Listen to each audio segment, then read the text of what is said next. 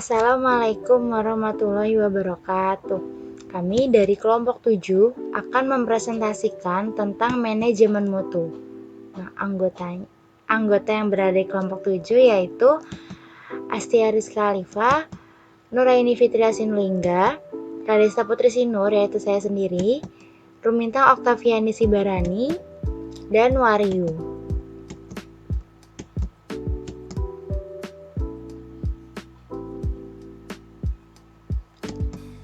Baik, yang pertama yaitu pendahuluan, di mana kepuasan pelanggan adalah salah satu kunci dalam menciptakan hubungan dengan pelanggan yang berpengaruh terhadap keberhasilan jangka panjang perusahaan.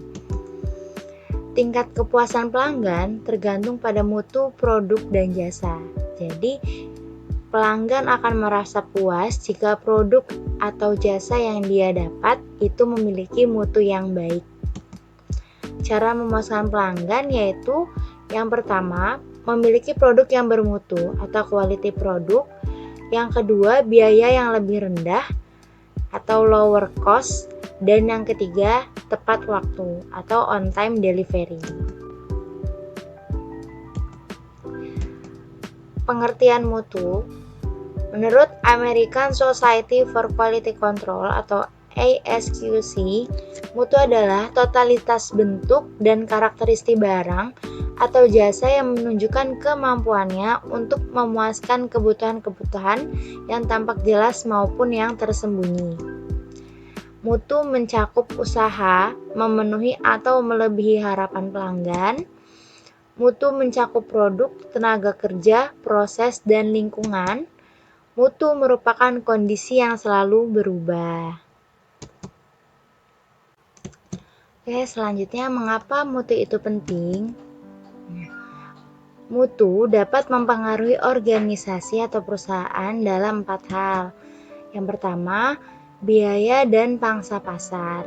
Untuk memiliki produk dengan mutu yang baik, pastinya perusahaan perlu mengeluarkan biaya yang lebih untuk menghasilkan produk yang bermutu. Juga dengan memiliki mutu yang baik, pastinya pelanggan pun akan lebih tertarik karena produk atau jasa yang perusahaan sediakan itu memiliki mutu yang baik sehingga pangsa pasar pun akan semakin meluas.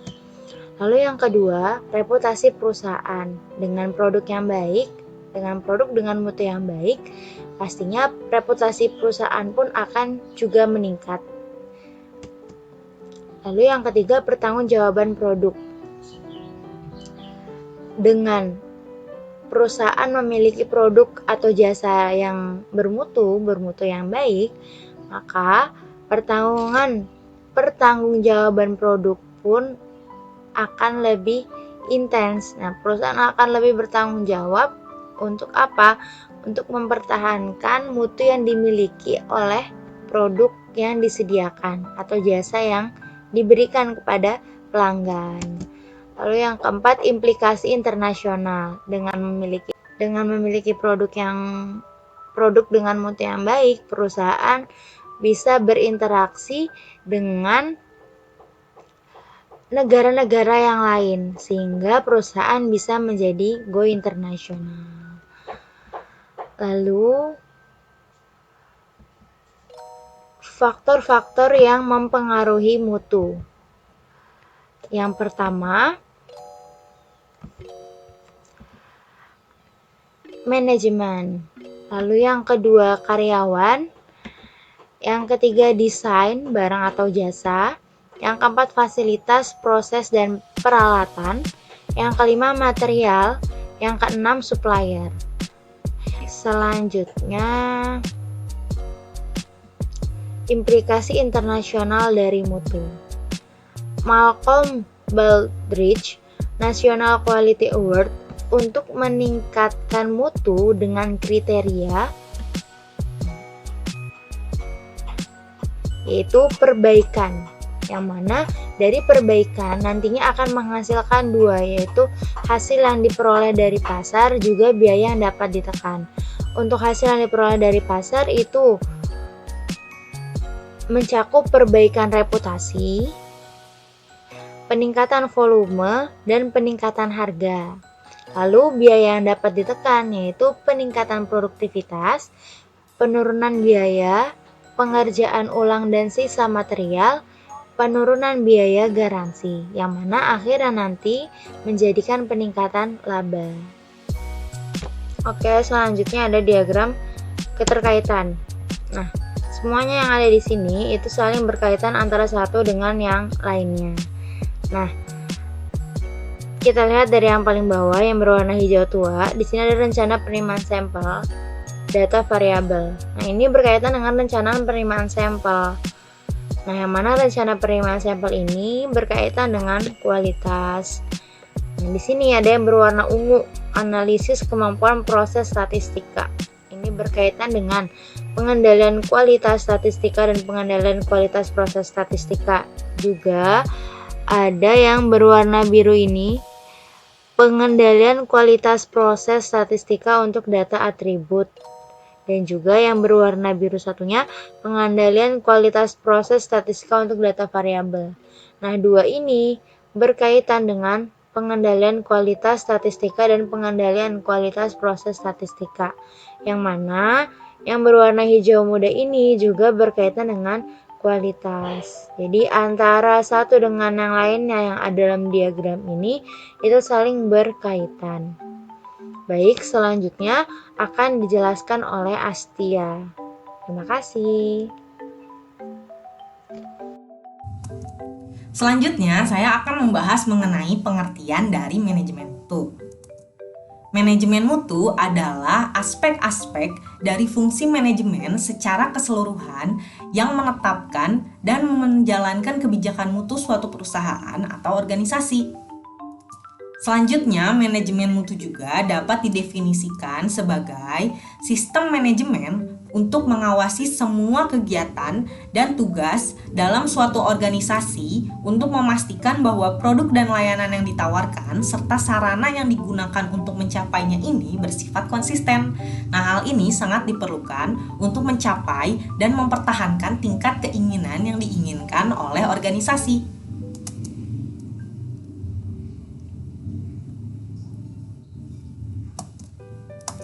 Selanjutnya, saya akan membahas mengenai komponen utama dari manajemen mutu. Nah, terdapat 4 komponen utama dari manajemen mutu. Yang pertama itu ada perencanaan kualitas. Perencanaan kualitas adalah proses mengidentifikasi standar kualitas yang relevan dengan proyek dan bagaimana cara memenuhinya. Selanjutnya itu ada peningkatan kualitas. Peningkatan kualitas adalah perubahan yang disengaja dalam suatu proses untuk meningkatkan kepercayaan dan keandalan dalam hasil.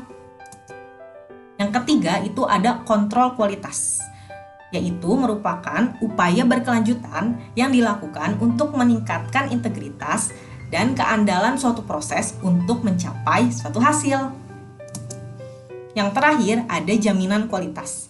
Jaminan kualitas ini adalah suatu proses yang terencana dan sistematis yang dilakukan untuk menawarkan keandalan yang memadai sehingga suatu produk atau layanan tertentu itu bisa memenuhi persyaratan yang telah ditentukan.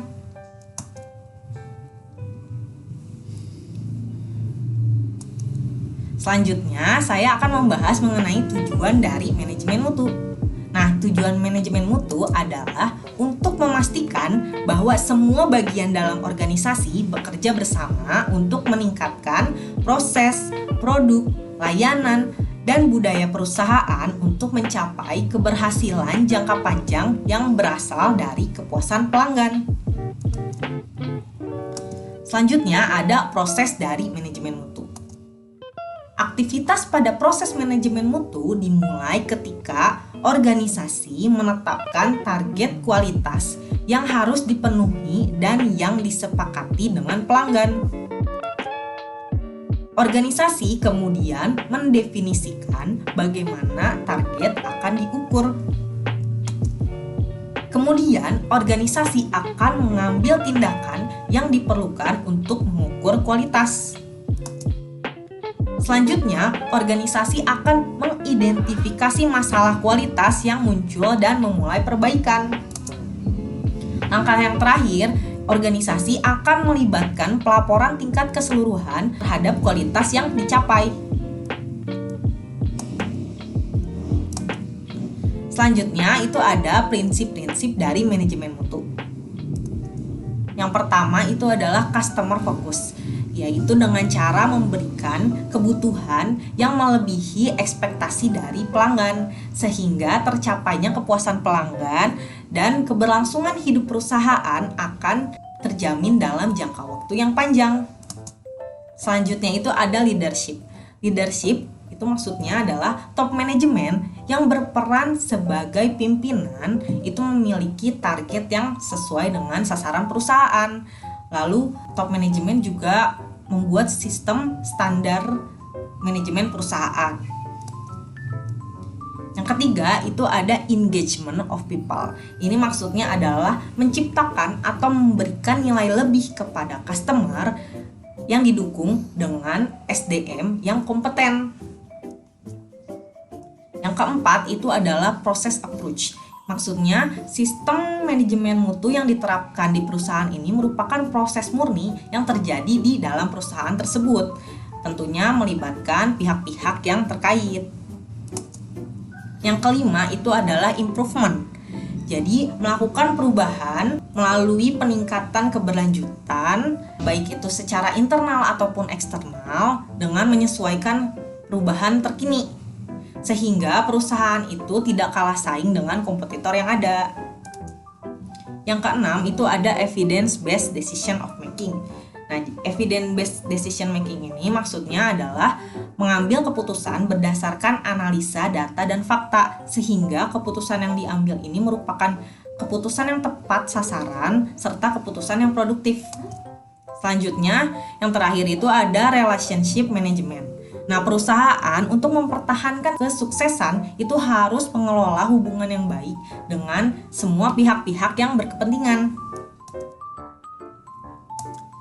Selanjutnya, saya akan membahas mengenai manajemen mutu terpadu atau Total Quality Management. Nah, manajemen mutu terpadu ini merupakan sistem manajemen yang menempatkan mutu sebagai strategi usaha, melibatkan setiap fungsi dan anggota organisasi dalam upaya peningkatan mutu, berorientasi sepenuhnya pada kepuasan pelanggan dan karyawan. Nah, maksud total dalam TQM ini adalah tidak saja mutu produksi atau jasa, tetapi juga biaya delivery, keselamatan kerja, dan lingkungan hidup. Selanjutnya, tidak saja bagian produksi atau operasi, tetapi seluruh bagian perusahaan. Yang terakhir, tidak saja para ahli di bidang mutu, tetapi seluruh anggota organisasi dari pimpinan puncak, manajer media, supervisor, sampai operator. Nah, sekian presentasi dari saya. Presentasi selanjutnya akan dilanjutkan oleh teman saya Rumintang Oktaviani. Kepada Rumintang dipersilahkan. Jelaskan tentang manajemen mutu terpadu atau Total Quality Management atau bisa disingkat dengan MMT atau TQM. MMT memacu seluruh organisasi mulai dari pemasok sampai ke konsumen. MMT menekankan pada komitmen manajemen untuk memiliki keinginan yang berkelanjutan untuk mencapai kesempurnaan di segala aspek barang dan jasa yang penting bagi konsumen. MMT penting karena keputusan tentang mutu mempengaruhi setiap tahap pembentukan dan pengelolaan operasi yang berkelas internasional. Selanjutnya, terdapat langkah-langkah manajemen terpadu. 14 langkah Edwards Deming. Yang pertama, ciptakan konsistensi tujuan. Yang kedua, arahkan untuk perubahan yang lebih baik. Ketiga, realisasikan mutu ke dalam produk. Hentikan ketergantungan pada pemeriksaan yang menemukan masalah. Keempat, ciptakan hubungan jangka panjang yang berdasarkan kinerja sebagai ganti dari pemberian penghargaan pada bisnis yang berdasarkan ukuran harga. Yang kelima, lakukan perbaikan terus-menerus, baik pada produk maupun pada jasa. Yang keenam, mulailah pelatihan karyawan. Yang ketujuh, tekankan setiap kepemimpinan. 8. Hilangkan ketakutan. 9. Hilangkan hambatan-hambatan antar departemen. Ke-10, hindari memberi nasihat tak perlu pada karyawan. 11. Dukung, bantu, dan perbaiki. 12. Hilangkan perasaan bangga akan pekerjaannya. 13. bentuk berbagai program pendidikan dan perbaikan diri. 14. Usahakan agar setiap orang di perusahaan bekerja dalam kegiatan perubahan perusahaan. Edward Deming menggunakan 14 langkah yang kemudian dikembangkan menjadi 5 konsep, yaitu: pertama, perbaikan yang terus-menerus atau continuous improvement. Kedua, pemberdayaan karyawan. Ketiga, perbandingan kinerja atau benchmarking.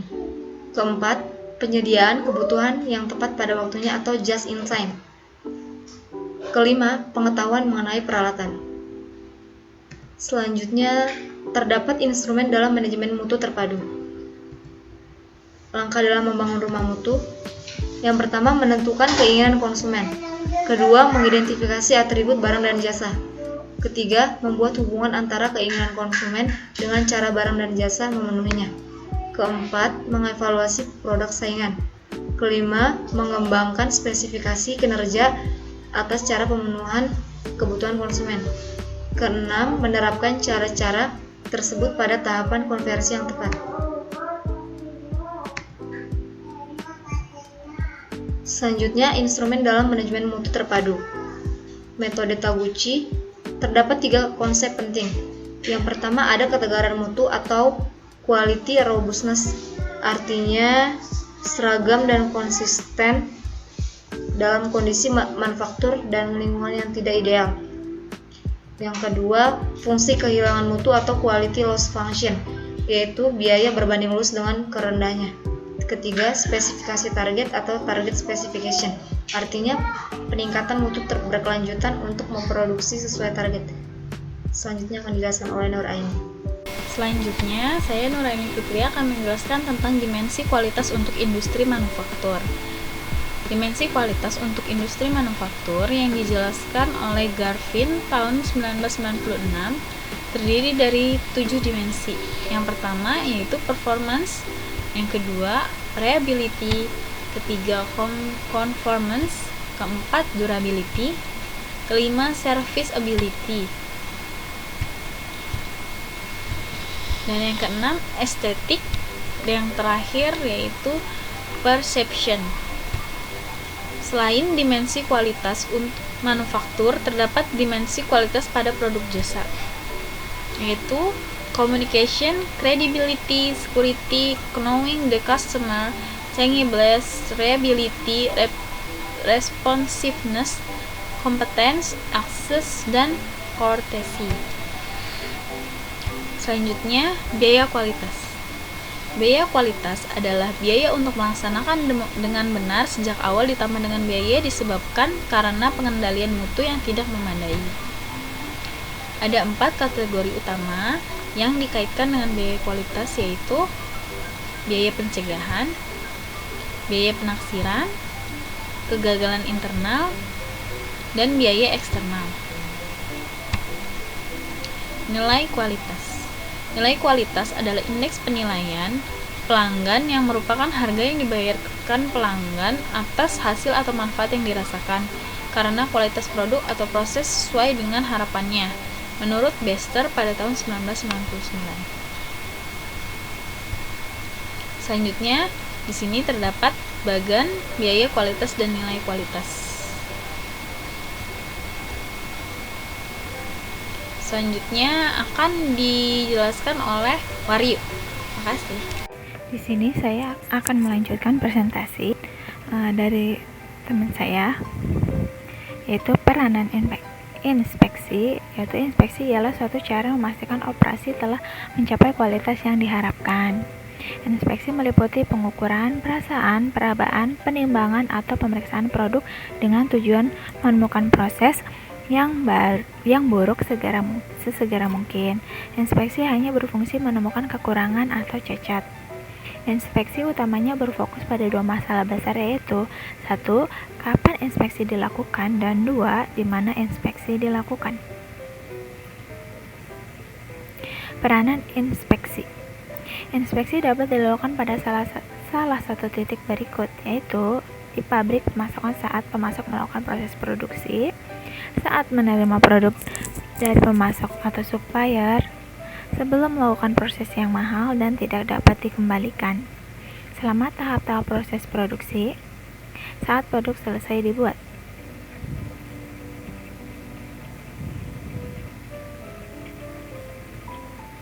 Sistem manajemen mutu yaitu ISO 9001. Sistem manajemen mutu ISO 9001 adalah sistem manajemen untuk mengendalikan dan mengarahkan organisasi dalam hubungannya dengan mutu atau quality. ISO 9001 telah mendapat pengakuan luas secara internasional karena telah mengeluarkan hampir 1 juta sertifikat ke seluruh dunia. ISO 9001 setelah diterapkan di segala macam industri dari organisasi manufaktur sampai ke layanan profesional. Manfaat penerapan sistem manajemen mutu ISO 9001 yaitu 1. Meningkatkan hubungan saling menguntungkan dan pemasok. Kedua, jaminan kualitas produk dan proses. Ketiga, meningkatkan produktivitas perusahaan. Keempat, meningkatkan motivasi, moral, dan kinerja karyawan. Sebagai alat analisa kompetitor perusahaan, meningkatkan kepercayaan pelanggan. Manfaat penerapan sistem manajemen mutu ISO 9001 yaitu meningkatkan cost efisiensi dan keamanan produk, meningkatkan komunikasi internal, meningkatkan image positif perusahaan, sistem terdokumentasi, dan media untuk pelatihan dan pendidikan. Terima kasih, itulah presentasi dari kelompok kami. Jika ada kata-kata yang kurang berkenan, mohon dimaklumi.